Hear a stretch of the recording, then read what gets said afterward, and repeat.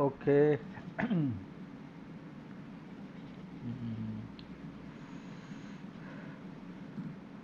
Last session के अंदर हमने देखा था introduction to digital marketing, right?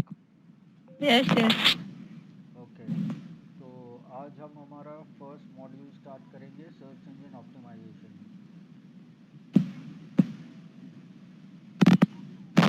मेरा स्क्रीन दिखाई दे रहा है?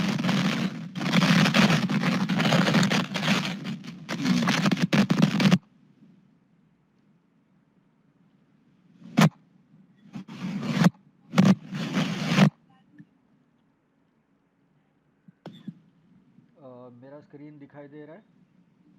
हो, दिखाई दे रहा है। ओके।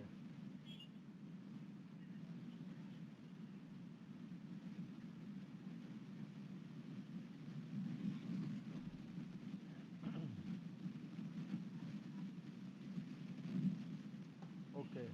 तो आज हम स्टार्ट करेंगे सर्च इंजन ऑप्टिमाइजेशन। तो सर्च इंजन ऑप्टिमाइजेशन क्या प्रोसेस है, कुछ आइडिया है?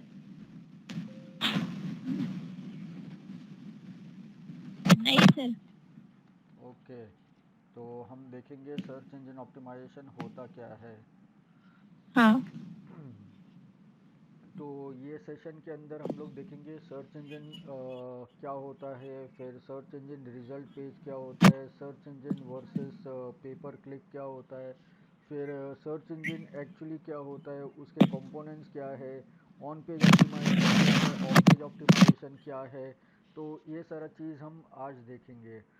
तो सबसे पहली बात, अगर हम सर्च इंजन ऑप्टिमाइजेशन की बात करें तो अगर हमें हमारी वेबसाइट सर्च इंजन में रैंक करवानी है, मतलब अगर हमें हमारी वेबसाइट जो है वो सर्च इंजन में लानी है कि लोग हमारी वेबसाइट गूगल में सर्च करेंगे और हमारी वेबसाइट वहाँ पर दिखाई दे, तो उसे वो जो प्रोसेस हम लोग करते हैं वेबसाइट के ऊपर, वो प्रोसेस को हम सर्च इंजन ऑप्टिमाइजेशन प्रोसेस बोलते हैं, जिसके थ्रू हमारी website search engine results page के अंदर आए।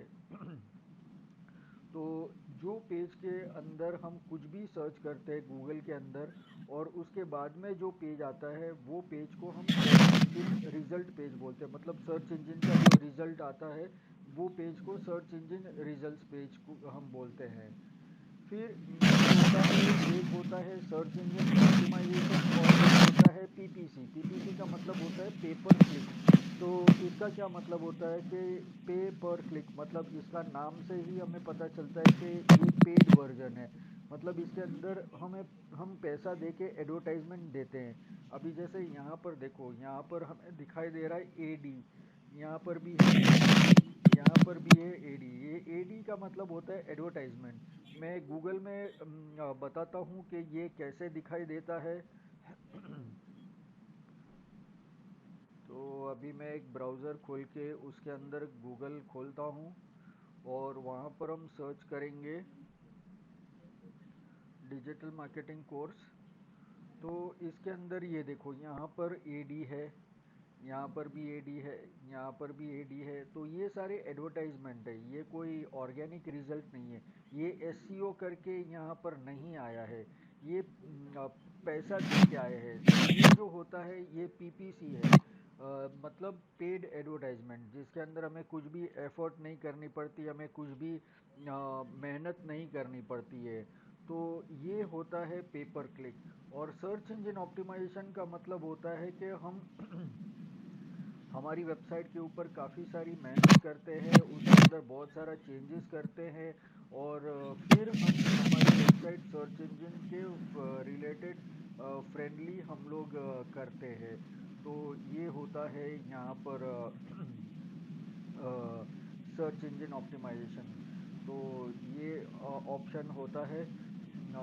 और फिर बाद में यहाँ पर सर्च इंजन, बहुत सारे सर्च इंजन होते हैं, जैसे गूगल है, याहू है, एमएसएन है, तो ऐसे बहुत सारे ये ऑप्शंस है। तो ये हम करते हैं।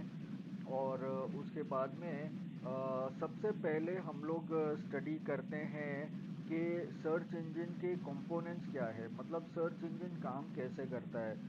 अभी जैसे बहुत सारे जो सर्च इंजिन्स होते हैं तो उसके अंदर हम लोग किस तरीके से वो सर्च इंजन काम करता है। और मान लो कि अगर हमें गाड़ी चलानी है तो गाड़ी चलाने के लिए सबसे पहले तो हमें उसको सीखना पड़ेगा। तो सेम वे अगर मुझे वेबसाइट को सर्च इंजन में लाना है तो मुझे पहले समझना पड़ेगा कि वो काम कैसे करता है, और मेरी वेबसाइट सर्च इंजन में आएगी कैसे। तो ये सब यहाँ पर लिखा हुआ है। जैसे उसका पहला कंपोनेंट है स्पाइडर। तो स्पाइडर क्या है, एक छोटा सा प्रोग्राम है, जो कंप्यूटर प्रोग्राम है जो पूरे इंटरनेट में ट्रैवल करता है। और जितने भी लिंक्स जो होते हैं, वेबसाइट के लिंक्स होते हैं, उसको कलेक्ट करके सर्च इंजन के अंदर ऐड करता है, उनके डेटाबेस के अंदर ऐड कर देता है। और फिर बाद में जब लोगों को सर्च करना होता है तो सर्च करेंगे तो उसके रिलेटेड रिजल्ट्स वो वहाँ पर दिखा सकते हैं, इसके लिए वो सर्च इंजन में स्टोर करता है। दूसरा काम है क्रॉलर, दूसरा कंपोनेंट है क्रॉलर। तो क्रॉलर के अंदर क्या होता है कि जो क्रॉलर है, पहले स्पाइडर ने सारे लिंक्स फाइंड कर लिए। फिर क्रॉलर के अंदर क्या होता है, क्रॉलिंग के अंदर वो एक प्रोसेस है जिसके अंदर स्पाइडर सारे डॉक्यूमेंट्स फाइंड करते हैं। कौन से डॉक्यूमेंट्स फाइंड करते हैं, जैसे टेक्स्ट इन्फॉर्मेशन है, इमेजेस है, वीडियोस है, पीडीएफ डॉक्यूमेंट्स है, वर्ड डॉक्यूमेंट है, मतलब कोई भी कंटेंट हम इंटरनेट के ऊपर अपलोड करें, चाहे वेबसाइट के ऊपर करें या फेसबुक के ऊपर करें या यूट्यूब के ऊपर करें या ट्विटर के ऊपर करें, ऑनलाइन किधर भी कुछ भी कंटेंट हमने अपलोड किया तो वो कंटेंट को ग्रैब करता है, वो कंटेंट को कलेक्ट करता है और गूगल के डेटाबेस के अंदर स्टोर करता है। तो ये काम है क्रॉलर का। और फिर नेक्स्ट प्रोसेस होता है इंडेक्सिंग।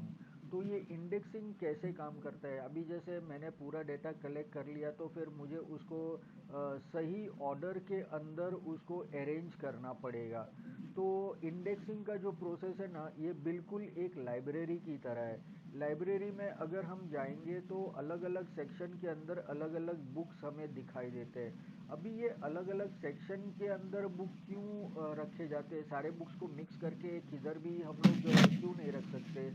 क्योंकि अगर हमें कोई बुक ढूंढनी है तो अगर प्रॉपर सेक्शन में रहेगी तो हमें पता चलेगा कि हाँ, ये सेक्शन के अंदर ये बुक हो सकती है। लेकिन अगर सारे बुक्स मिक्स करके लाइब्रेरी में रख दिए तो फिर पूरा महीना भी ढूंढेंगे तो नहीं मिलेगा, पूरा साल भी ढूंढेंगे तो नहीं मिलेगा। तो इसलिए उसको एक पर्टिकुलर ऑर्डर के अंदर अरेंज करके रखते हैं, ताकि जब लोग सर्च करें कोई भी कीवर्ड से, कोई भी कुछ भी हम लोग गूगल में सर्च करें या कोई भी सर्च इंजन में सर्च करें तो वो तुरंत वो इंफॉर्मेशन गूगल के सर्च इंजन रिजल्ट पेज के ऊपर दिखाई दे। तो ये काम होता है इंडेक्सिंग का। तो इस तरीके से जो है पूरा सर्च इंजन इस तरीके से काम करता है। तो अभी जैसे एक बार स्टोर हो गया तो फिर इंफॉर्मेशन रिट्रीव करने के लिए भी बहुत आसान होता है, लोग सर्च करेंगे और फिर वो इंफॉर्मेशन गूगल के डेटाबेस से निकाल के हमारे ब्राउज़र के ऊपर आ जाते हैं। तो ये रिट्रीवल प्रोसेस होता है। तो ये सारे कंपोनेंट्स है सर्च इंजन के अंदर। अभी मैंने बताया कि वो डॉक्यूमेंट फाइंड करता है, टेक्स्ट फाइंड करता है, इमेजेस फाइंड करता है, लेकिन ये किस प्रकार के टेक्स्ट डॉक्यूमेंट्स वगैरह सब कलेक्ट करता है। ये सिर्फ ओरिजिनल डॉक्यूमेंट्स कलेक्ट करता है। ओरिजिनल का मतलब क्या है कि वो डॉक्यूमेंट इंटरनेट के ऊपर कहीं भी ना हो। मतलब अगर मुझे वेबसाइट बनानी है, अगर मैंने 10 जगह से कॉपी करके मैंने अपनी वेबसाइट बनाई है तो मेरी वेबसाइट कभी ज़िंदगी में गूगल सर्च इंजन या कोई भी सर्च इंजन के अंदर नहीं आ सकती है। तो इसके लिए मुझे हमेशा हमारा कंटेंट खुद ही लिखना पड़ेगा। मैं किसी का कंटेंट कॉपी करके नहीं लिख सकता हूँ। तो ये इस तरीके का ओरिजिनल कंटेंट ही इंटरनेट के ऊपर या हमारी वेबसाइट के ऊपर हमें पोस्ट करना चाहिए। हमारी वेबसाइट ओरिजिनल कंटेंट से ही बनानी चाहिए। तो इस तरीके से सर्च इंजन काम करता है। अभी नेक्स्ट चीज़ होती है ऑन पेज ऑप्टिमाइजेशन। तो ऑन पेज ऑप्टिमाइजेशन क्या होता है कि हम हमारी वेबसाइट के ऊपर जो भी काम करेंगे वो प्रोसेस को सर्च इंजन ऑप्टिमाइजेशन के अंदर ऑन पेज ऑप्टिमाइजेशन बोलते हैं। ऑन पेज का मतलब ही होता है on the website, on the page of the website, तो वो ऑन पेज होता है। अभी यहाँ पर बहुत सारे इन्फॉर्मेशन, बहुत सारे फैक्टर्स दिए हुए जो कंट्रोल करता है हमारे वेबसाइट को, जिसके थ्रू हमारी वेबसाइट सर्च इंजन में आ सकती है। यहाँ पर लिखा है title tag, description, URL, site navigation. तो ये सब चीज़ क्या है, ये सब चीज़ के अंदर क्या होना चाहिए, ये सब चीज़ के अंदर होना चाहिए हमारा वर्ड, जो लोग गूगल में सर्च करेंगे तो हमारी वेबसाइट सर्च इंजन में आनी चाहिए। तो ये मैं एक थोड़ा एक्सप्लेन करता हूँ नोटपैड के अंदर, कि सबसे पहले जब भी हम सोचते हैं कि हमारा कोई ब्लॉग लिखना है या कोई वेबसाइट का पेज बनाना है, तो सबसे पहले मैं सोचूंगा कि कौन से टॉपिक के ऊपर मुझे एक पेज बनाना है। तो मैंने टॉपिक ले लिया, चलो कि डिजिटल मार्केटिंग। तो मैंने डिजिटल मार्केटिंग टॉपिक ले लिया। तो ये डिजिटल मार्केटिंग जो है, ये हो गया मेरा प्राइमरी कीवर्ड। इसको हम बोलेंगे प्राइमरी कीवर्ड। तो प्राइमरी कीवर्ड का क्या मतलब होता है कि जो मेन कीवर्ड जिससे वो पेज को मुझे ऑप्टिमाइज करना है। मतलब मेरे पेज को डिजिटल मार्केटिंग से जब लोग डिजिटल मार्केटिंग सर्च करेंगे गूगल पे, तो मेरा पेज आना चाहिए, उसको ऑप्टिमाइजेशन बोलते हैं। तो अभी ये जो मेन कीवर्ड है, ये मुझे सब जगह पर यूज़ करना पड़ेगा। तो ऐसे प्राइमरी कीवर्ड भी होते हैं, सेकेंडरी कीवर्ड भी होते हैं। तो सेकेंडरी कीवर्ड क्या होता है कि सेकेंडरी कीवर्ड वो होते हैं जो प्राइमरी कीवर्ड को सपोर्ट करता है। अभी जैसे डिजिटल मार्केटिंग के अंदर जैसे ईमेल मार्केटिंग भी होता है, और दूसरा भी ये होता है, अ, ये अपना एक सेकेंड ना।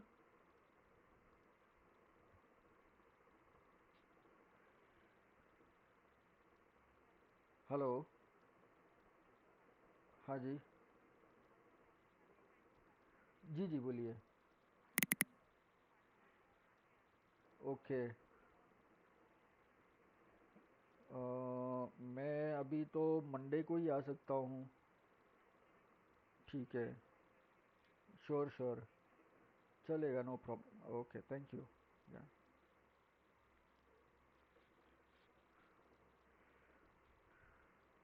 ओके। हाँ। तो सेकेंडरी कीवर्ड जो होता है वो प्राइमरी कीवर्ड को सपोर्ट करता है, मतलब उसके रिलेटेड इन्फॉर्मेशन। अभी जैसे मैं मान लो ये डिजिटल मार्केटिंग के बदले मैं यहाँ पर लिखता हूँ रेसिपी। तो अभी रेसिपी के अंदर तो बहुत सारी रेसिपीज़ होता है, जैसे cake recipe, chocolate cake recipe हो गया, या वेज बिरयानी रेसिपी हो गया, या दूसरा कुछ भी फूड का आइटम जो भी हम लोग बनाते हैं तो उसका रेसिपी हो गया। तो वो सारे जो कीवर्ड है वो रेसिपी के रिलेटेड है। तो वो सारे कीवर्ड भी मुझे यूज़ करने हैं।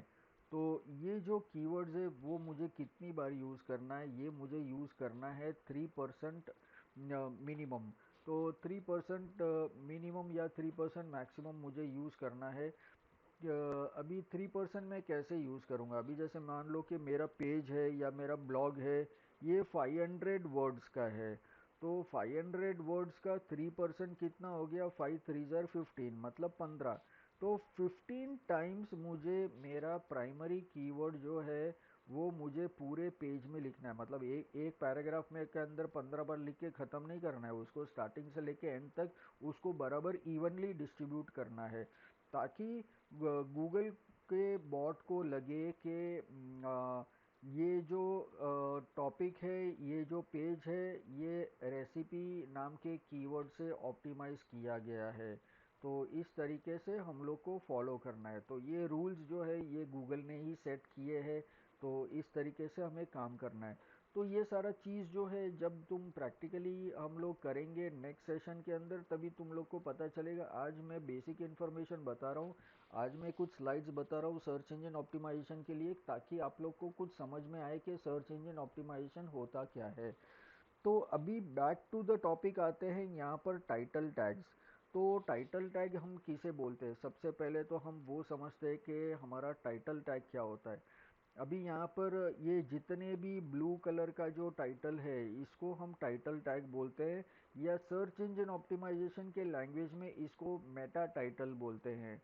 तो ये जो टाइटल है, ये टाइटल के अंदर हमारा प्राइमरी कीवर्ड होना चाहिए। अभी जैसे मैंने यहाँ पर देखो डिजिटल मार्केटिंग कोर्स सर्च किया है, तो यहाँ पर देखो सब जगह पर digital marketing course, digital marketing course, digital marketing course है। फिर बाद में यहाँ पर भी देखो डिजिटल मार्केटिंग कोर्स है, डिजिटल मार्केटिंग है। तो यहाँ पर मिनिमम उतना ये होना चाहिए कि अभी अगर पूरा वर्ड है यहाँ पर इतना, तो उसके अंदर कम से कम 2 वर्ड होने चाहिए अपने टाइटल के अंदर, या पूरा वर्ड होना चाहिए। अगर हमारा प्राइमरी कीवर्ड जो हम सर्च कर रहे हैं वो अगर टाइटल में है तो ही यहाँ पर आएगा। देखो सभी ने यहाँ पर यूज़ किया हुआ है, तभी तो उनका लिस्टिंग यहाँ पर सर्च इंजन में आ रहा है। तो ये हमारा प्राइमरी कीवर्ड। अगर मैं रेसिपी यूज़ करता हूँ तो यहाँ पर रेसिपी होना चाहिए। देखो चलो हम लोग रेसिपी से सर्च करते हैं।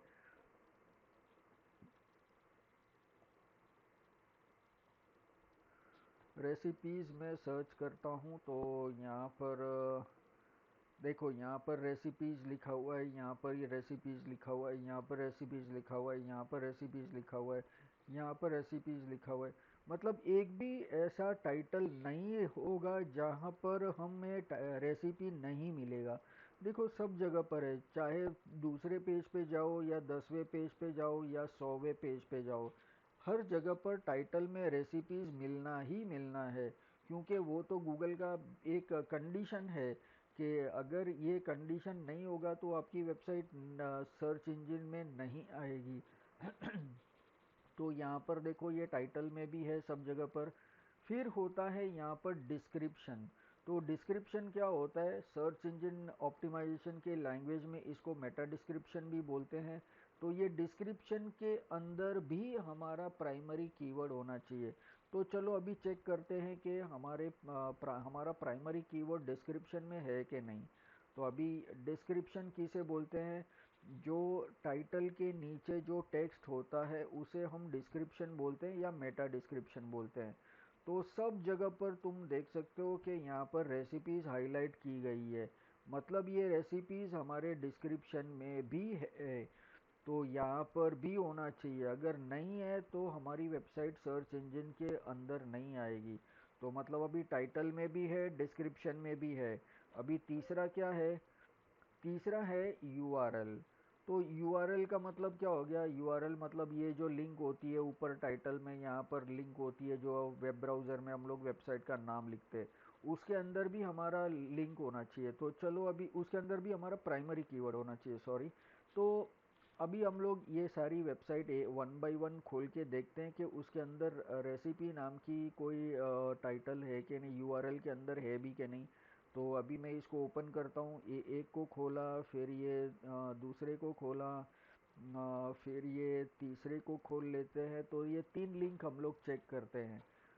देखो यहाँ पर ये यूआरएल है, ये यूआरएल के अंदर भी रेसिपीज़ लिखा हुआ है, बराबर है। तो ये क्राइटेरिया, ये कंडीशन फुलफिल हो गया। फिर यहाँ पर भी देखो, यहाँ पर भी यूआरएल के अंदर रेसिपी लिखा हुआ है।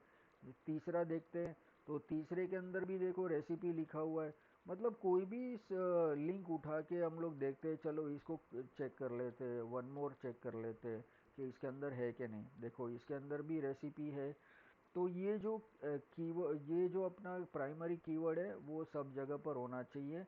जैसे अपना टाइटल में होना चाहिए, फिर डिस्क्रिप्शन में होना चाहिए, यूआरएल के अंदर भी होना चाहिए। अभी साइट नेविगेशन, साइट नेविगेशन क्या होता है, साइट नेविगेशन मतलब ये जो लिंक्स वगैरह जो है एक वेबसाइट के अंदर किधर भी लिंक्स होते हैं, वो लिंक्स के अंदर भी हमारा प्राइमरी कीवर्ड होना चाहिए।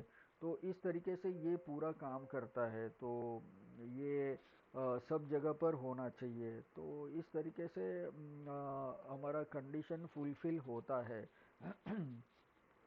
तो ये हो गया हमारा साइट नेविगेशन। फिर होता है साइट मैप। तो साइट मैप क्या है, तो सबसे पहले हम लोग चेक करेंगे साइट मैप और रोबोट डॉट टेक्स फाइल, क्योंकि ये दो फाइल इम्पॉर्टेंट है और दोनों एक दूसरे के साथ में कनेक्टेड है। अभी जैसे मैंने बोला कि गूगल का जो स्पाइडर है, जो मतलब गूगल बॉट है, जो गूगल का प्रोग्राम है वो हमारी वेबसाइट पर आएगा और कंटेंट को लेके जाएगा।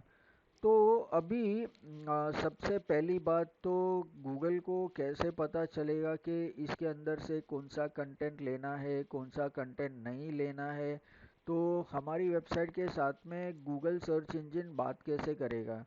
तो बात करने के लिए हमारे पास ये फाइल है रोबोट डॉट टेक्स्ट फाइल। जो गूगल का जो स्पाइडर होता है उसका नाम भी बॉट होता है, तो मतलब रोबोट होता है। तो वो जो रोबोट होता है वो बात करता है हमारी वेबसाइट के साथ में। तो ये फाइल हमें हमारी वेबसाइट के रूट सर्वर में रखनी है, मतलब हमारे सर्वर पे रखनी है। तो ये फाइल मैं बताता हूँ ये फाइल कैसी दिखती है। तो यहाँ पर ये देखो, ये एक टेक्स्ट फाइल होती है नॉर्मली, इसके अंदर और कुछ नहीं होता। इसके अंदर ये 4 लाइन होती है।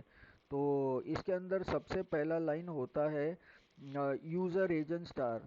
तो जब सबसे पहले गूगल का स्पाइडर या कोई भी सर्च इंजन का स्पाइडर हमारी वेबसाइट पर आता है, तो वो सबसे पहले हमारा ये फाइल ढूंढता है हमारे सर्वर के ऊपर कि ये फाइल है कि नहीं। तो अगर है तो वो ओपन करेगा और वो रीड करेगा first line, user agent star. Star का मतलब सारे सर्च इंजन। अगर यहाँ पर एक ही सर्च इंजन के अंदर मेरा रिजल्ट लाना है, बॉट या एमएसएन स्लर्प या याहू स्लर्प, एमएसएन बॉट, तो ऐसा मैं कोई भी सर्च इंजन का नाम लिख सकता हूँ। लेकिन जो सर्च इंजन का नाम लिखा वही सर्च इंजन के अंदर रिजल्ट आएगा मेरा। अगर मैंने स्टार लिखा तो मेरे चांसेस बढ़ जाएंगे कि दुनिया के कोई भी सर्च इंजन के अंदर मेरा कंटेंट आएगा। तो अभी वो रोबोट आया, उसने ये फाइल खोली और उसने पहला लाइन रीड किया, यूज़र एजेंट स्टार। तो मतलब वो रोबोट को पता चला कि हाँ ये फाइल मेरे लिए भी है, मुझे भी ये फाइल एक्सेस करने का अलाउड है। फिर वो सेकेंड लाइन रीड करेगा, अलाउ स्लैश। स्लैश मतलब होम डायरेक्टरी, जहाँ पर हमारे वेबसाइट के सारे पेजेस स्टोर्ड है। तो अभी उसके अंदर वो सारे पेजेस को रीड कर सकता है और वो सारा कंटेंट वो पेजेस में से लेके जा सकता है, मतलब हमने उसको परमिशन दी है। फिर तीसरा लाइन पड़ेगा, disallow slash W P dash admin slash. तो इसका क्या मतलब है कि हमने सभी फाइल्स को परमिशन दी है, लेकिन ये एक पर्टिकुलर डायरेक्टरी या एक पर्टिकुलर फोल्डर को हमने ना बोला है कि ये फोल्डर को आपको टच नहीं करना है, ये हमारा प्राइवेट कंटेंट है, इसके अंदर का कुछ भी कंटेंट आपको गूगल में स्टोर करने की ज़रूरत नहीं है। तो मतलब मैं अपना कंटेंट जो है मैं डिसाइड कर सकता हूँ कि गूगल सर्च इंजन के अंदर मेरा क्या कंटेंट आएगा और क्या कंटेंट नहीं आएगा। तो ये मैं डिसाइड करूँगा, गूगल डिसाइड नहीं करेगी।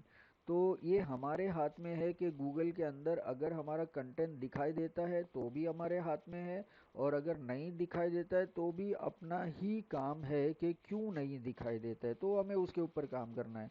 तो अभी हम बात कर रहे हैं कि हाँ कोई भी कंटेंट या कोई भी फोल्डर या कोई भी फाइल या कोई भी इमेज अगर हमें यहाँ पर डिसअलाउ करना है, मतलब सर्च इंजन को परमिशन नहीं देनी है उसको टच करने के लिए, तो हम डिसअलाउ करके ये तीसरे लाइन के अंदर वो फाइल फोल्डर या इमेज का नाम हम लोग यहाँ पर यूज़ कर सकते हैं। तो ऐसे बहुत सारे फाइल रहेंगे, तो बहुत सारे फाइल का नाम हम लोग वन बाय वन, एक के नीचे एक हम लोग लाइन बना के यूज़ कर सकते हैं। फिर वो रीड करेगा चौथा लाइन। तो चौथे लाइन के अंदर लिखा है कि site map is located on this URL. तो अभी वो क्या करेगा कि ये फाइल को बंद करेगा और ये यूआरएल जो है सीधा ये यूआरएल के ऊपर जाके ये फाइल खोलेगा। तो ये फाइल कैसे दिखाई देता है तो ये हम चेक करते हैं। यहाँ पर देखो, ये फाइल इस तरीके का दिखाई देता है, ये एक XML फाइल है। तो XML प्रोग्रामिंग लैंग्वेज होता है, तो ये XML फाइल होता है जिसके अंदर ये टेक्स्ट फाइल जैसा ही दिखाई देता है। इसके अंदर ऐसा सच किए कुछ नहीं है। तो इसके अंदर हमारी वेबसाइट की सारी लिंक्स है। अभी जैसे ये मेरा वेबसाइट है या ये वेबसाइट है, इसके अंदर ये वेबसाइट की सारी लिंक्स है। तो ये होम पेज है, फिर ये ब्लॉग का पेज है, फिर ये भी ब्लॉग का पेज है, ये भी ब्लॉग का पेज है, ये भी ब्लॉग का पेज है। तो इसके अंदर जितना भी कंटेंट है वो सारे पेजेस का लिंक यहाँ पर है। तो करीबन 800 पेजेस का लिंक ये फाइल के अंदर है। तो अभी गूगल बॉट क्या करेगा, इसके अंदर जो भी लिंक प्रोवाइड किया गया है सिर्फ वही लिंक्स जो है उसके अंदर से डेटा लेगा और गूगल सर्च इंजन के अंदर स्टोर करेगा। तो अभी गूगल बॉट को पता चल गया कि यहाँ पर हमने ऑलरेडी साइट मैप बना के रखा हुआ है, तो इसके आगे गूगल बॉट को कोई भी और कंटेंट लेने की ज़रूरत नहीं है।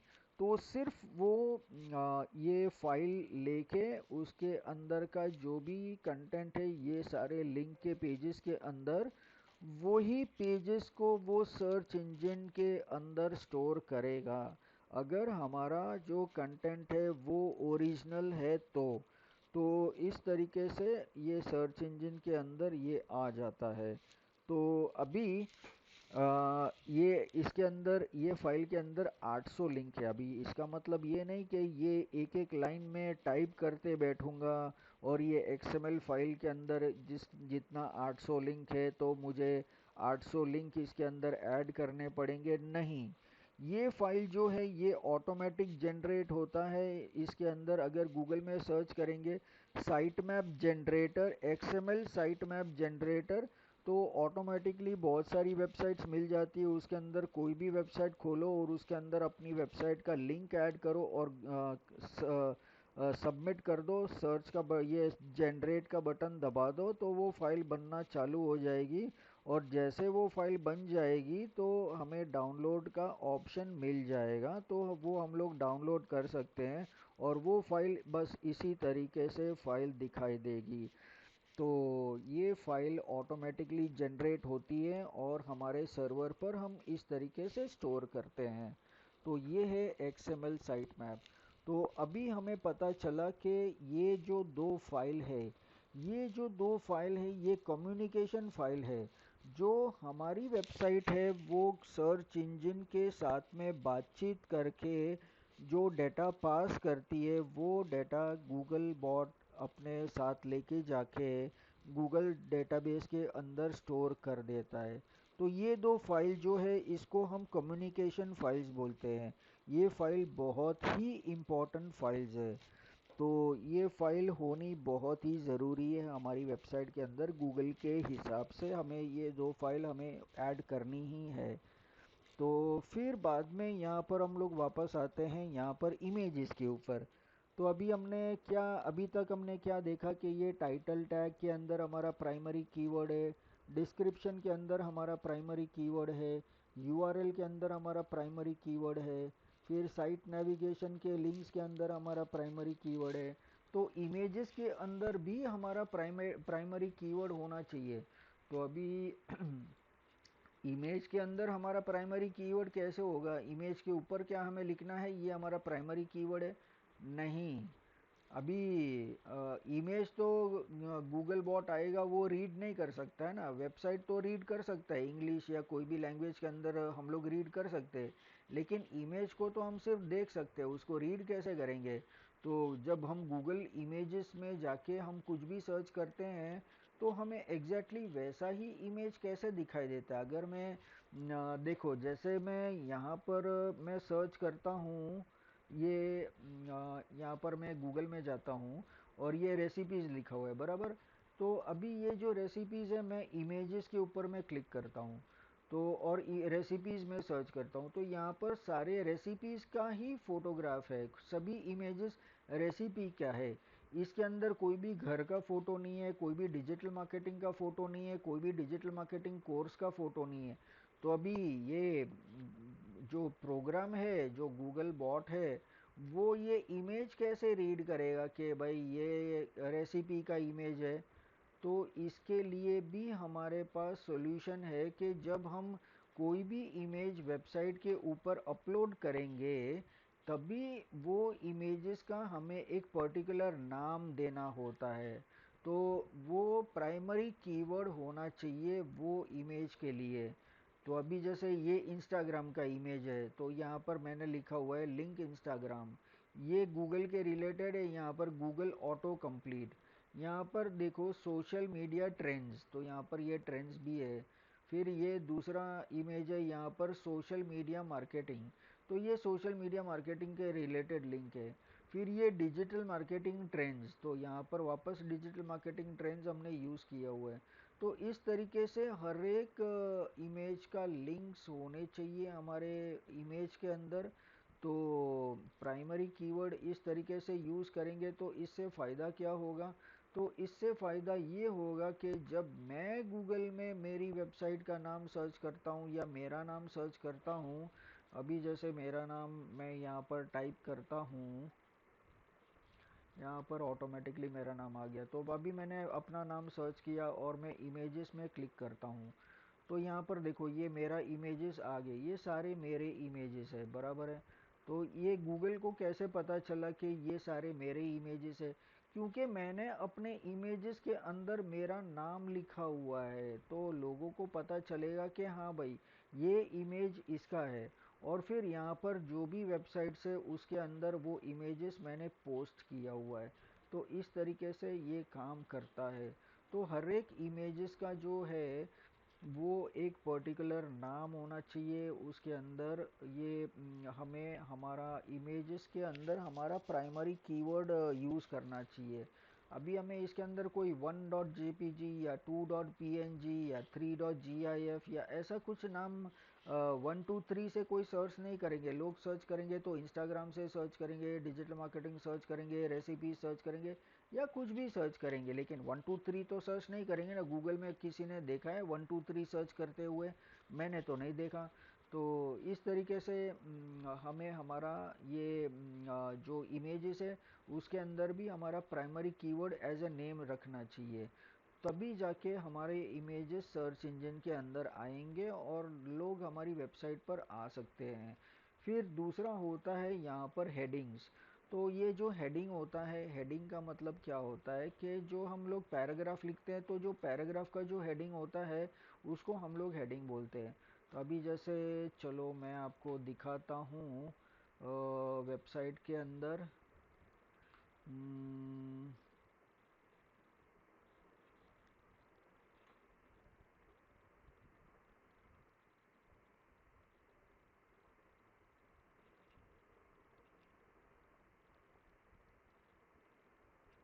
या चलो इसी में से कोई खोल के देख लेते हैं इसके अंदर है भी कि नहीं। तो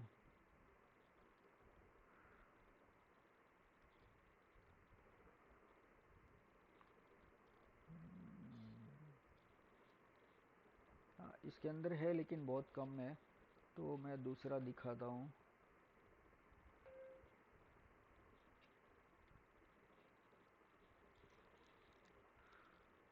तो ये एक वेबसाइट खोल लेता हूँ मैं,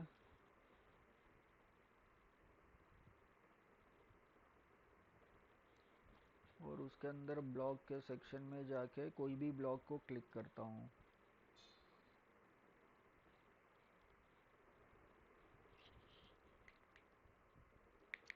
अभी ये एक ब्लॉग है, तो इसके अंदर ये हमारा टाइटल आ गया यहाँ पर, और फिर बाद में ये अपना कंटेंट आ गया। तो ये कंटेंट के अंदर देखो यहाँ पर ये हेडिंग है। तो गूगल क्या बोलता है कि भाई हाँ एक एवरी 300 वर्ड्स के बीच बीच में कुछ हेडिंग होने चाहिए। तो यहाँ पर ये जो है ये हेडिंग लिखे है। तो ये हेडिंग के अंदर हम लोग क्या करते हैं कि ये हेडिंग के अंदर भी हमारा प्राइमरी कीवर्ड होना चाहिए। तो उस हिसाब से हमने सब जगह पर हमारा कंटेंट लिखा हुआ है। तो अभी मैं दूसरा ब्लॉग दिखाता हूँ।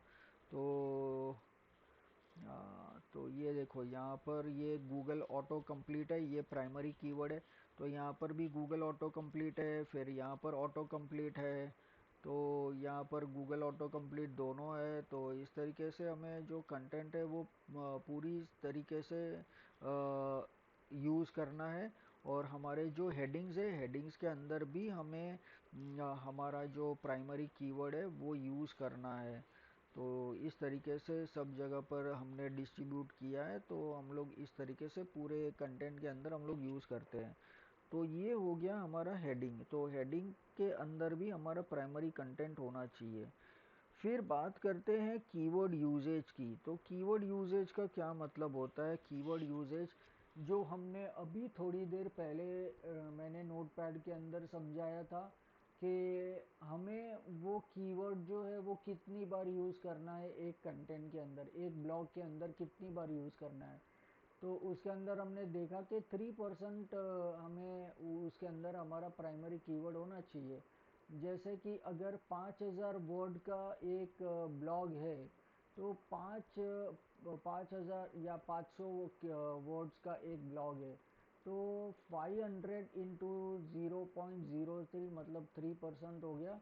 तो मतलब 15 टाइम्स मुझे मेरा जो प्राइमरी कीवर्ड है वो मुझे यूज़ करना है मेरे ब्लॉग के अंदर। तो ये होता है कीवर्ड यूजेज। तो अभी तक मैंने जो भी बताया उसके अंदर कुछ क्वेश्चंस कुछ डाउट्स रहेगा तो मुझे पूछ सकते हो।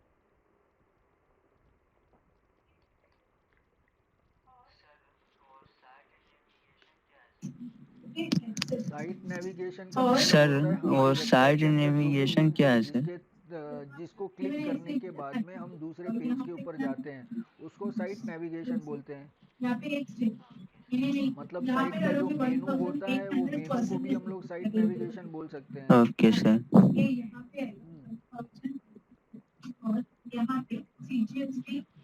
जी। और कोई क्वेश्चंस? हम्म, नहीं सर। ओके। फिर अभी नेक्स्ट आता है कीवर्ड डेंसिटी। तो कीवर्ड डेंसिटी क्या होती है? अभी जैसे हमने ये तो पता कर लिया कि हमें वो कीवर्ड कितनी बार यूज़ करना है। तो मतलब 3% यूज़ करना है, मतलब 500 का 500 वर्ड का अगर कंटेंट है तो मुझे 3% ऑफ द टाइम वो यूज़ करना है, मतलब 15 बार मुझे यूज़ करना है। लेकिन वो 15 बार मुझे कहाँ पर यूज़ करना है? मतलब मैं कीवर्ड डेंसिटी मतलब कितने नज़दीक या कितने दूर वो कीवर्ड्स प्लेस करने हैं, वो 15 बार यूज़ करना है, वो 15 बार वो एक ही कीवर्ड कितने नज़दीक कितना दूर हमें पोस्ट करना है। तो वो यूनिफॉर्मली हर एक पैराग्राफ के अंदर होना चाहिए। तो मैं एक ही अगर बड़ा पैराग्राफ रहेगा तो एक बड़े पैराग्राफ के अंदर मैं 15 बार यूज़ करके मैं ख़त्म करूँगा तो गूगल हमारी वेबसाइट को पेनल्टी देगा। तो उसके अंदर हमारी वेबसाइट को नेगेटिव मार्क मिलेंगे। इसके अंदर पॉजिटिव मार्क भी होता है, नेगेटिव मार्क भी होता है। तो हमारी वेबसाइट को नेगेटिव मार्किंग मिलेगा, हमारी वेबसाइट को स्पैम में गिना जाएगा। हमारी वेबसाइट को स्पैम गिनेंगे तो फिर लोग हमारी वेबसाइट के ऊपर ट्रस्ट नहीं करेंगे। तो इसके लिए मुझे जो है हमारे जो कीवर्ड्स है वो पूरे स्टार्टिंग से लेके एंड तक हर एक पैराग्राफ में एक एक दो दो बार यूज़ करना है। अगर पैराग्राफ बड़े हैं तो मैं 3-4 बार भी यूज़ कर सकता हूँ, अगर पैराग्राफ छोटा है तो या एक आध दो बार यूज़ करूँगा, पैराग्राफ एकदम छोटा है तो शायद एक आध बार ही यूज़ करूँगा। तो इस तरीके से मैं उसको डिस्ट्रीब्यूट करूँगा, बीच में एक आध पैराग्राफ में भी नहीं भी ऐड किया तो भी चलेगा। तो मतलब कहने का मतलब ये है कि मुझे उसको इवनली डिस्ट्रीब्यूट करना है। मुझे एक साथ में सब जो कीवर्ड्स है वो एक ही साथ में लिखना नहीं है। तो ये होता है कीवर्ड डेंसिटी कि कोई भी कीवर्ड हम कोई भी वर्ड हम हमारे पैराग्राफ के अंदर कितना नज़दीक या कितना दूर यूज़ करते हैं। एक पैराग्राफ में एक बार है, दो बार है, या हर एक पैराग्राफ में एक एक बार है, या हर दो पैराग्राफ में एक बार यूज़ किया हुआ है, तो वो चलेगा, ऐसा कुछ इश्यू नहीं है। लेकिन हाँ, एक पैराग्राफ के अंदर पूरा स्पैम करके लिखना ये बराबर नहीं है, ये इसके अंदर हमारी वेबसाइट को पेनल्टी लग सकती है। तो ये होता है गूगल का ये कीवर्ड डेंसिटी। फिर नेक्स्ट आता है मोबाइल एसईओ। तो मोबाइल एसईओ तो बहुत वास्ट है। तो जैसे सबसे पहली बात, आज की डेट के अंदर जब हम मोबाइल के अंदर गूगल खोलते हैं तो गूगल के अंदर हम लोग टाइप भी कर सकते हैं और साइड में माइक्रोफोन का भी ये ऑप्शन आता है, तो माइक्रोफोन को भी क्लिक करके हम बोल के सर्च कर सकते हैं। तो ज़्यादातर आज की डेट के अंदर लोग बोल के सर्च करते हैं, क्योंकि टाइपिंग जितना कम हो उतना अच्छा है। अगर बोल के काम हो जाता है तो फिर टाइप करने की ज़रूरत क्या है, तो फिर वो अच्छा है अपने लिए। तो अगर लोग टाइप करके सर्च करते हैं या बोल के सर्च करते हैं, तो इसके अंदर ऐसा ज़रूरी नहीं है कि दोनों के दोनों रिजल्ट सेम रहेंगे।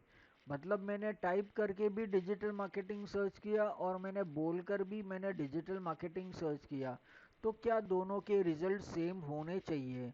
आइडियली यस, सेम होने चाहिए।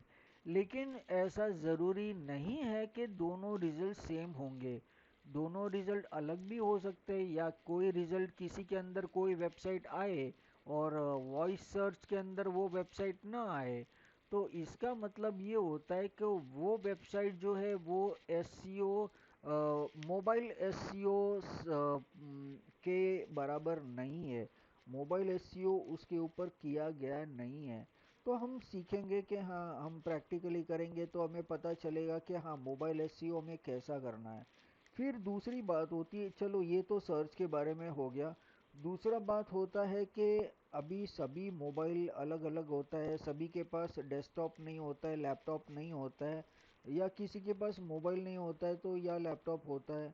तो इसके अंदर अगर मैं कोई वेबसाइट सर्च करता हूँ कि एक वेबसाइट मैंने सर्च किया गूगल के अंदर, और वो वेबसाइट एकदम परफेक्टली दिखाई दे रही है, मैंने ब्राउज़र में वेबसाइट का यूआरएल टाइप किया और एकदम परफेक्टली दिखाई दे रही है।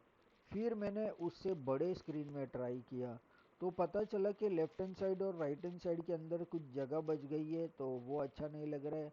तो ये हमारा होता है प्रोग्रामिंग का काम। तो प्रोग्रामिंग के थ्रू वो बराबर होना चाहिए। लेकिन हाँ ठीक है, अभी आजकल प्रोग्रामिंग की ज़रूरत नहीं पड़ती है, लेकिन हाँ, जब लोग प्रोफेशनली बनाते हैं तो लोग थोड़ा कुछ प्रोग्रामिंग करके वेबसाइट बनाते हैं। तो इस तरीके से ये सब होता है। तो अभी ये वेबसाइट बनने के बाद में वो अलग अलग स्क्रीन साइज होती है मोबाइल की। तो किसी के पास बड़ा फ़ोन होता है, किसी के पास छोटा फ़ोन होता है, किसी के पास लैपटॉप होता है, किसी के पास डेस्कटॉप होता है। तो अभी वो डेस्कटॉप में देखेगा तो भी सेम दिखना चाहिए, लैपटॉप में देखेगा तो भी सेम दिखना चाहिए, मोबाइल के अंदर देखेगा तो उसका स्क्रीन साइज के हिसाब से वेबसाइट अपने आप छोटा हो जाना चाहिए। मतलब अपने आप को एडजस्ट करेगा, वो स्क्रीन के बाहर नहीं जाएगा। Left and right position lock रहेगा। लेफ्ट एंड राइट पोजीशन अगर लॉक रहा, मतलब मुझे नीचे लेफ्ट एंड राइट का स्क्रॉल बार नहीं दिखा, मतलब मेरा वेबसाइट मोबाइल एसईओ फ्रेंडली है। तो सिर्फ मैं ऊपर नीचे स्क्रॉल कर सकता हूँ, तो वो एकदम परफेक्ट है।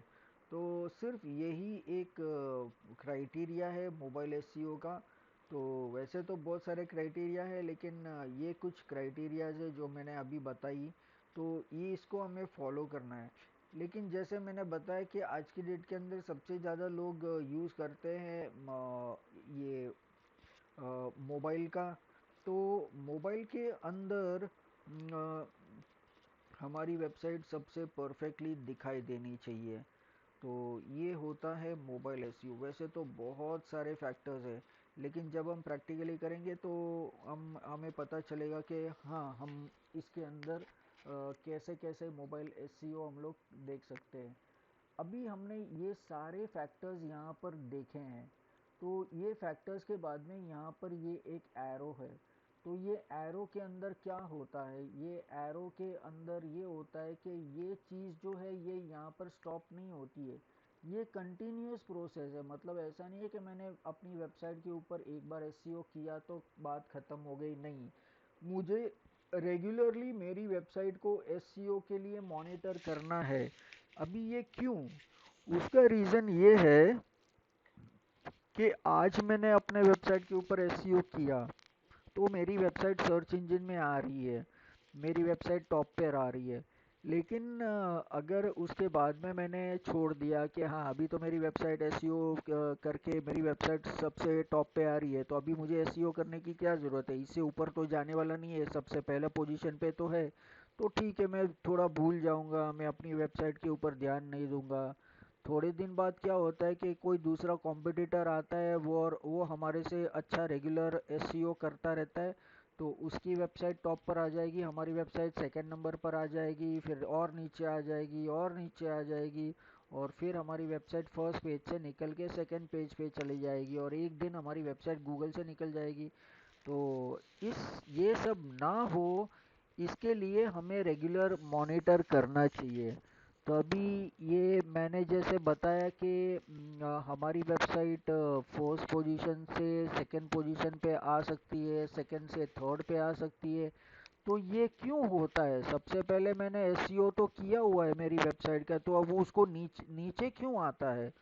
क्योंकि हमने जो यहाँ पर देखा, जो ये प्राइमरी कीवर्ड जो हमने यूज़ किया है, ये हर एक कीवर्ड का एक प्राइस होता है। जैसे शेयर मार्केट के अंदर हर एक कीवर्ड का वैल्यू होता है, हर एक शेयर का प्राइस ऊपर नीचे रोज होता है, वैसे ही डिजिटल मार्केटिंग के अंदर ये सारे कीवर्ड्स का प्राइसेस होता है, जो रोज ऊपर नीचे होता है। मतलब इसके अंदर मुझे कुछ पैसा नहीं भरना है, सब कुछ फ्री है, लेकिन उसकी एक वैल्यू होती है, सर्च एंड डिमांड रेशियो होता है।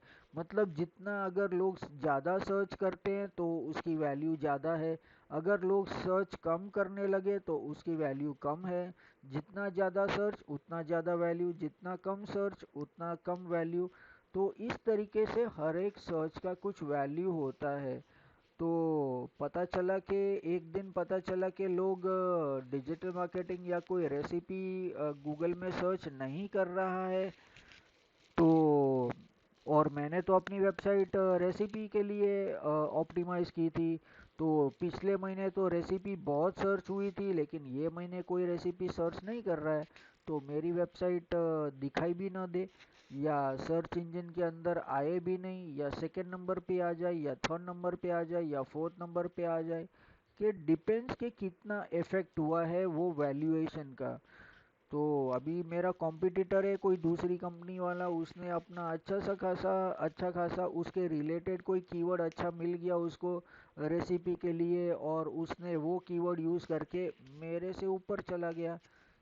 तो मेरा वेबसाइट सेकंड नंबर पे आ गया, उसका वेबसाइट फर्स्ट नंबर पे आ गया। तो इसके लिए मुझे क्या करना है कि यहाँ पर ये जो मेंशन हमने किया हुआ है ये एरो के बाद में, ये सब कुछ मुझे रोज़ मॉनिटर करना है। मुझे हर एक कीवर्ड जो मैंने यूज़ किया हुआ है उसकी वैल्यू देखनी है, रोज़ के रोज़ उसकी वैल्यू मुझे देखनी है। तो ये वैल्यू अगर मुझे पता रहेगी तो मुझे पता चलेगा ना कि ये कीवर्ड इम्पोर्टेंट है कि नहीं। ऐसा ज़रूरी नहीं कि आज जो कीवर्ड इम्पोर्टेंट है वो कल भी इम्पोर्टेंट रहेगा। मान लो अगले महीने बिल्कुल इम्पोर्टेंट नहीं रहेगा और उसके बाद के महीने में बहुत ही इम्पोर्टेंट हो जाएगा, मतलब उसका तो भाई ऊपर नीचे होता ही रहता है, जैसे शेयर मार्केट के अंदर ऊपर नीचे होता है। तो इसके अंदर डिजिटल मार्केटिंग के अंदर भी हर एक कीवर्ड का वैल्यू ऊपर नीचे होता है। तो इसके लिए हमारे पास गूगल टूल है, तो जिसको हम बोलते हैं गूगल कीवर्ड प्लानर। तो गूगल कीवर्ड प्लानर से हमें पता चलता है कि कौन सा कीवर्ड कितनी बार सर्च किया है और कौन से कीवर्ड्स हमें यूज़ करने चाहिए। तो ये टूल्स हम लोग सीखेंगे प्रैक्टिकली फ्रॉम नेक्स्ट सेशन, जब हम लोग करेंगे तभी हम लोग वो सेशन के अंदर हमें पता चलेगा कि कौन सा टूल कैसे यूज़ करना है। तो ये सारा चीज़ जो है ये हमें रेगुलरली मॉनिटर करते रहना है। और ये सब करने के बाद में हमारी वेबसाइट सर्च इंजन ऑप्टिमाइजेशन के लिए परफेक्ट तैयार हो जाएगी।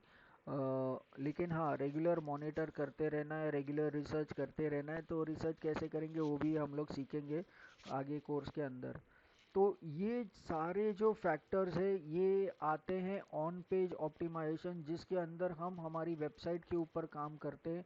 जैसे हम हमारे टाइटल के अंदर प्राइमरी कीवर्ड ऐड करेंगे, डिस्क्रिप्शन के अंदर प्राइमरी कीवर्ड ऐड करेंगे, यूआरएल के अंदर प्राइमरी कीवर्ड ऐड करेंगे, सब जगह पर हमारा प्राइमरी कीवर्ड ऐड करेंगे। तो ये सारा जो भी चीज़ है मुझे अपनी वेबसाइट को एडिट करके मेरी वेबसाइट के अंदर मुझे ऐड करना है, मतलब उसका नाम होता है ऑन पेज एसईओ। मैं मतलब मैं अपनी वेबसाइट के ऊपर काम कर रहा हूँ ऑन पेज। तो ये हो गया ऑन पेज। अभी नेक्स्ट चीज़ जो है, नेक्स्ट कंटेंट है वो है ऑफ पेज एसईओ। अभी ऑफ पेज एसईओ का मतलब क्या होता है कि मैं अपनी वेबसाइट से नीचे उतर जाऊंगा, मैं अपनी वेबसाइट को टच नहीं करूँगा और मैं अपनी वेबसाइट को सब जगह पर प्रमोट करूँगा। दूसरी वेबसाइट के ऊपर मेरी वेबसाइट का लिंक होना चाहिए, मतलब बाकी कुछ हो ना हो, मेरा वेबसाइट का लिंक दूसरे सभी वेबसाइट के ऊपर होने चाहिए। जितना ज़्यादा लिंक उतनी मेरी वेबसाइट की वैल्यू बढ़ेगी। मतलब इसका मतलब ऐसा होता है ना कि भाई बहुत सारी लिंक, मतलब बहुत सारे लोग बात कर रहे हैं मेरी वेबसाइट के बारे में, भाई हाँ भाई 50 वेबसाइट पे मेरा लिंक है, 100 वेबसाइट पे 200 है, 500 है, 1000 है। तो जितना ज़्यादा उतना वैल्यू ज़्यादा। तो ये जो है ये सारा ऑन ऑफ पेज ऑप्टिमाइजेशन का काम है। तो अभी ये जो ऑफ पेज ऑप्टिमाइजेशन है ये हमें कहाँ पर करना है? तो ये जो ऑफ पेज ऑप्टिमाइजेशन है ये हमें करना है डायरेक्टरी सबमिशन के अंदर। अभी डायरेक्टरी सबमिशन आपको मालूम है, जैसे जस्ट डायल करके एक वेबसाइट है, वो डायरेक्टरी का वेबसाइट है, तो उसके अंदर हम अब हमारा बिजनेस रजिस्टर कर सकते हैं। तो ऐसा ज़रूरी नहीं है कि पेड वाला ही लो, आप फ्री वाला से भी स्टार्ट कर सकते हैं, तो वो भी चलता है, उसके अंदर कोई इश्यू नहीं है। तो जस्ट डायल हम लोग यूज़ कर सकते हैं। फिर इंडिया मार्ट है, ट्रेड इंडिया है, ऐसे बहुत सारे जो है कि जो वेबसाइट्स है जहाँ पर हम हमारी वेबसाइट को ऐड कर सकते हैं, हमारी वेबसाइट का लिंक ऐड कर सकते हैं। तो वो लिंक हमें प्लेस करनी है सब जगह पर। तो वो करने के बाद में हमारी वेबसाइट का ऑफ पेज ऑप्टिमाइजेशन होता है। तो ये होता है डायरेक्टरी सबमिशन। फिर होता है सर्च इंजन सबमिशन।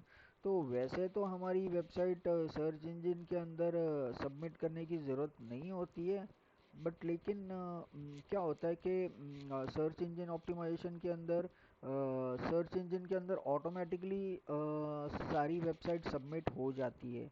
लेकिन कोई कोई सर्च इंजन ऐसे होते हैं जिसके अंदर हमें मैन्युअली सबमिट करना पड़ता है।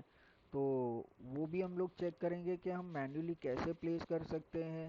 फिर मुझे मेरी वेबसाइट के बारे में मुझे लिखना है, जिसके अंदर मैं अपनी वेबसाइट के लिंक्स वगैरह ऐड करूँगा। तो मैं अपनी वेबसाइट के ब्लॉग्स लिखूँगा, आर्टिकल लिखूँगा और फिर बाद में उसको सबमिट करूँगा।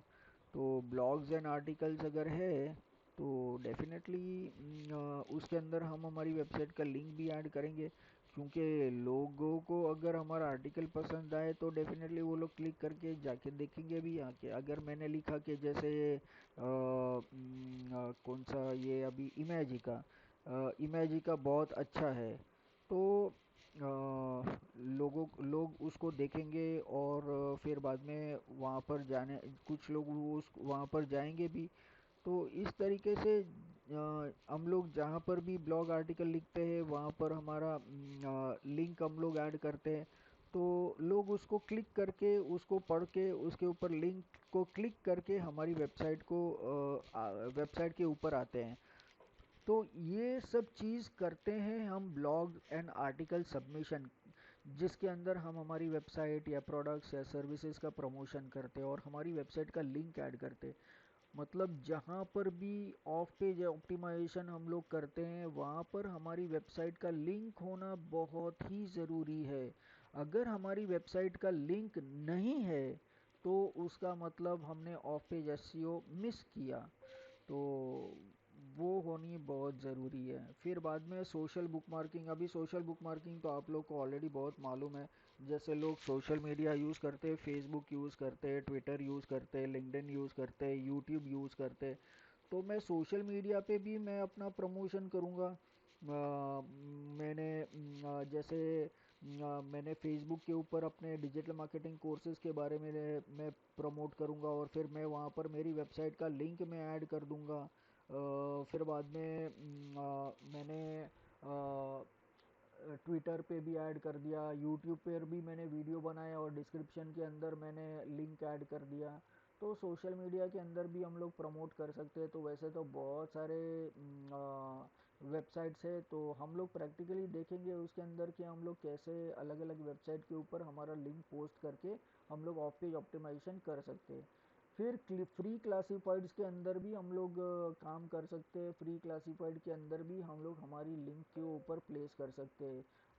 जैसे फ्री क्लासिफाइड अगर आपको पता रहेगा OLX एंड क्विकर, तो OLX एंड क्विकर एक फ्री क्लासिफाइड वेबसाइट है जिसके अंदर हम हमारी एडवर्टाइजमेंट पोस्ट करते हैं।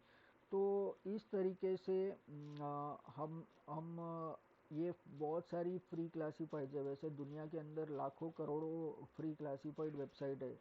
तो ये फ्री क्लासिफाइड वेबसाइट के अंदर हम हमारा प्रमोशन कर सकते हैं और हमारा लिंक पोस्ट कर सकते हैं। तो ये भी हो गया हमारा ऑफ पेज ऑप्टिमाइजेशन। फिर प्रेस रिलीज सबमिशन, जैसे मतलब न्यूज़ लेटर के न्यूज़पेपर के अंदर हम लोग हमारी एडवर्टाइजमेंट देते हैं।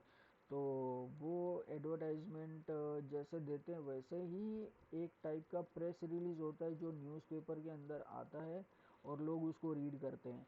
तो वो प्रेस रिलीज के अंदर भी हम हमारे वेबसाइट के प्रोडक्ट सर्विसेज हम लोग कुछ ना कुछ ऐड कर सकते हैं ताकि लोगों को पता चले कि भाई क्या है क्या नहीं, जो भी है वो लोग एक बार आके पूछेंगे ज़रूर। तो ये प्रेस रिलीज हम लोग ऐड करते हैं। तो वो नॉर्मली न्यूज़पेपर के अंदर जो कंटेंट होता है, आर्टिकल होता है, वैसे ही प्रेस रिलीज होती है। तो यहाँ पर इंडिया के अंदर लोग कम यूज़ करते हैं, लेकिन यूएस के अंदर बहुत लोग यूज़ करते हैं और ज़्यादातर लोग यूज़ करते हैं। और ये सारा जो प्रोसेस होता है उसको हम बोलते हैं बैकलिंक बिल्डिंग। तो बैकलिंक बिल्डिंग के अंदर मतलब जहाँ पर भी हम हमारी वेबसाइट का लिंक ऐड करते हैं, वो लिंक जहाँ पर भी हमने ऐड की, वो लिंक को हम बैकलिंक्स बोलेंगे। तो वो बैकलिंक हम लोग पोस्ट करते हैं और इसके अंदर भी हम लोग रेगुलरली हम लोग पोस्टिंग करेंगे। ऐसा ज़रूरी नहीं है कि हमने आज एक पोस्ट कर दिया एक वेबसाइट के अंदर तो ख़त्म हो गया, नहीं, ऐसा नहीं होता है। हमें रेगुलरली इसके अंदर भी पोस्ट करना है, क्योंकि जितने ज़्यादा लिंक्स मतलब उतना ज़्यादा खाना दे रहे हो आप सर्च इंजन के लिए, और सर्च इंजन को ज़्यादा खाना दिया मतलब हमारी वेबसाइट सर्च इंजन में आनी ही आनी है। तो वैसा होता है और हमें कंटिन्यूअसली करना है और गूगल को भी लगेगा कि हाँ भाई ये वेबसाइट के लिए वे ये वेबसाइट की लिंक बहुत सारी वेबसाइट के ऊपर है, मतलब ये वेबसाइट बहुत इम्पोर्टेंट है। तो ऑटोमेटिकली गूगल क्या करेगा कि हमारी वेबसाइट का जो रैंकिंग है सर्च इंजन के अंदर ऑटोमेटिकली बढ़ा देगा। तो हमारा रैंकिंग बढ़ जाएगा गूगल के अंदर। तो ये सब फ़ायदा होगा। तो ये होता है ऑफ पेज एसईओ। और फिर बाद में Meta Meta titles, Meta tags तो मैंने ऑलरेडी बताया है। जैसे मेटा टाइटल के अंदर क्या होता है, जैसे जो ब्लू कलर का जो टाइटल होता है सर्च इंजन के अंदर उसको मेटा टाइटल बोलते हैं, उसके नीचे डिस्क्रिप्शन होता है उसको मेटा डिस्क्रिप्शन बोलते हैं। तो ऐसा बहुत सारा ऑप्शन होता है। तो उस सर्च इंजन ऑप्टिमाइजेशन के अंदर उसका नाम मेटा टाइटल है, मेटा टैग्स है। मेटा टैग्स मतलब जो कीवर्ड से हम लोग गूगल में सर्च करते हैं उसको मेटा टैग्स बोलते हैं। और मेटा डिस्क्रिप्शन होता है जो ब्लू कलर के टाइटल के नीचे आता है। फिर यहाँ पर जैसे देखो, ये जो अगर ऊपर का जो लाइन है उसको हम मेटा टाइटल बोलेंगे, फिर नीचे मेटा डिस्क्रिप्शन बोलेंगे।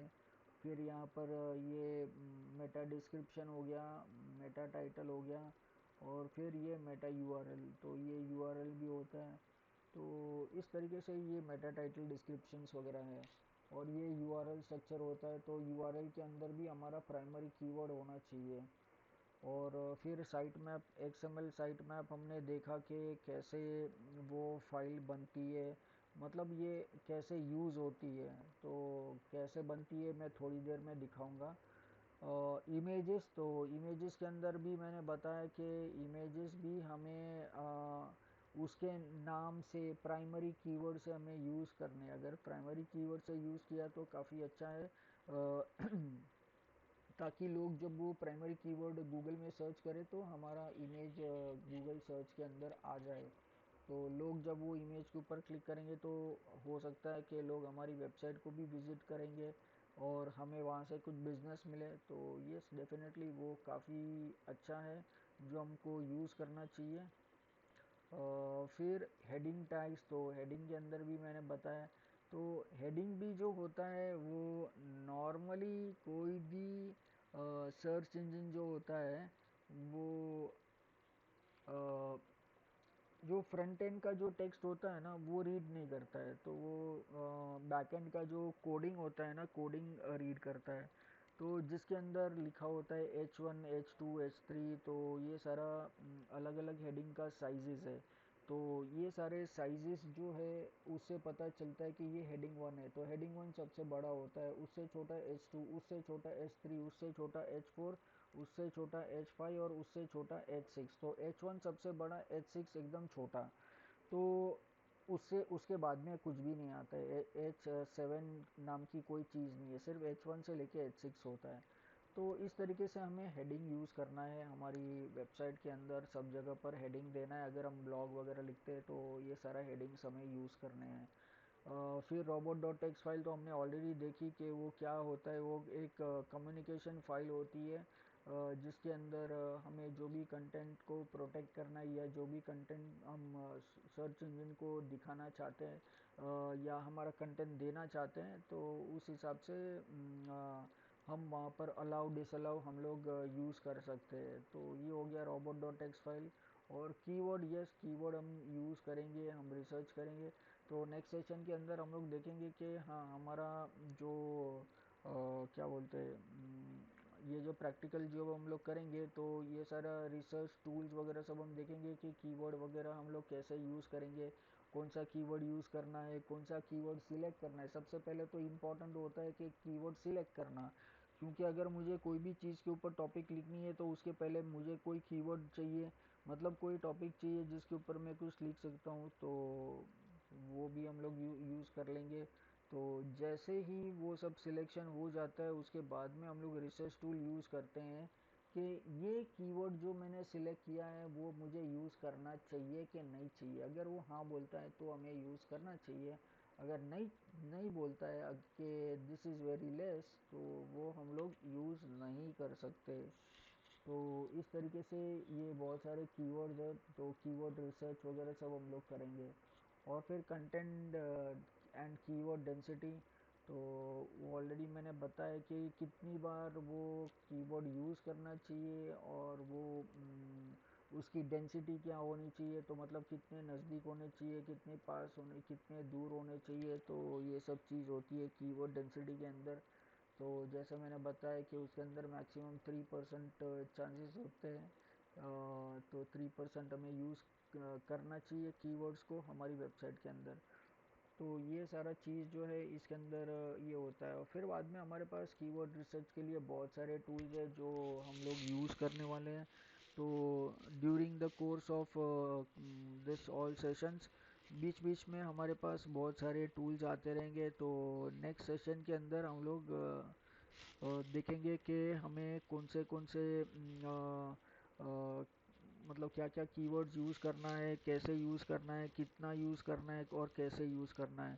तो ये सारा कीवर्ड रिसर्च हम लोग देखेंगे इसके अंदर।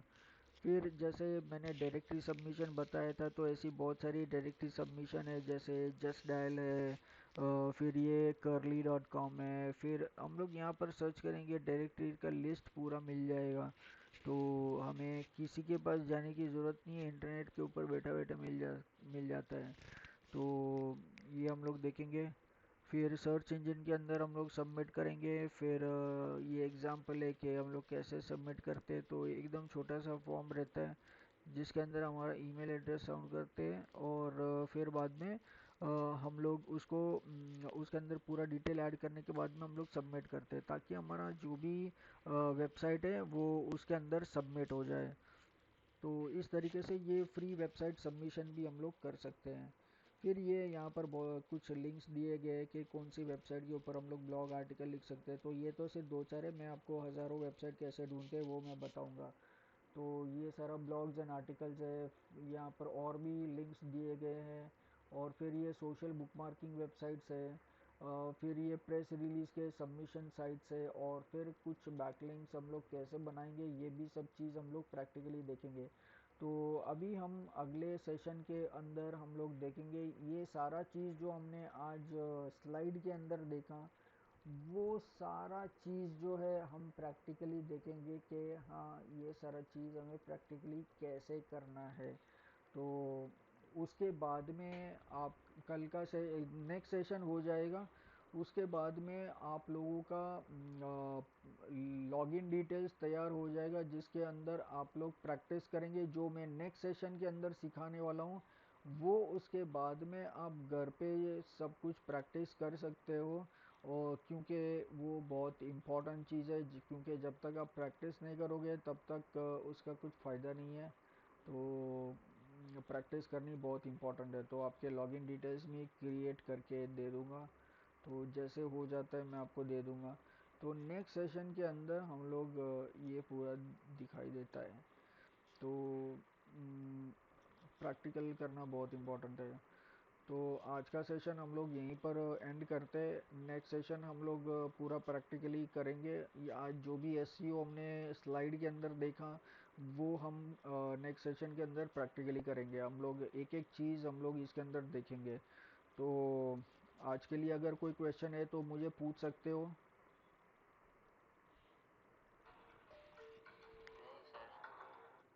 ठीक है, तो फिर नेक्स्ट सेशन के अंदर अभी हम लोग नहीं सर। करेंगे सब कुछ प्रैक्टिकली। तो अभी अपना जो नेक्स्ट सेशन जो है, आज फ्राइडे है ना, तो अभी अपना नेक्स्ट सेशन कभी ट्यूसडे को है ना। हाँ, ट्यूसडे को हाँ ठीक है, ट्यूसडे को 2 बजे हम लोग मिलते हैं, और जी। हम लोग स्टार्ट करेंगे। ठीक है, ओके, चलो गुड बाय। या हाँ हाँ हाँ, ओके बोलो सर। ना। सर बाय एक minute bye. Sir. Sir hello. नहीं, ये सब तो इंग्लिश में, पूरा वो डिसीजन जो हो गया अभी हम लोग देख रहे हैं स्लाइड में, या तो उसका वो हिंदी नहीं आ सकती क्या? क्योंकि अभी हम लोग देखो, अगर मैं हाँ इसको ना। हिंदी में भी कन्वर्ट करके दूंगा तो भी ओके सर। हमें जब प्रैक्टिकली करना है वो तो इंग्लिश में ही करना पड़ेगा, हिंदी में तो लेकिन फिर भी मैं कोशिश करूंगा कि आप उसको हिंदी में अगर कर सकते हैं तो, अगर मैं जी। सर्च करता हूँ अगर हम लोग कर सकते हैं तो, लेकिन अभी तक तो मैंने देखा नहीं है। लेकिन हाँ, कंटेंट वगैरह वेबसाइट वगैरह आप हिंदी में बना सकते हैं, तो वो मैं सिखाऊंगा कैसे कर सकते हैं। चलेगा, ओके, तो फिर अभी हम लोग मिलते हैं ट्यूसडे को। या ओके, या bye, goodbye. Okay sir. Thank thank okay sir. Good bye.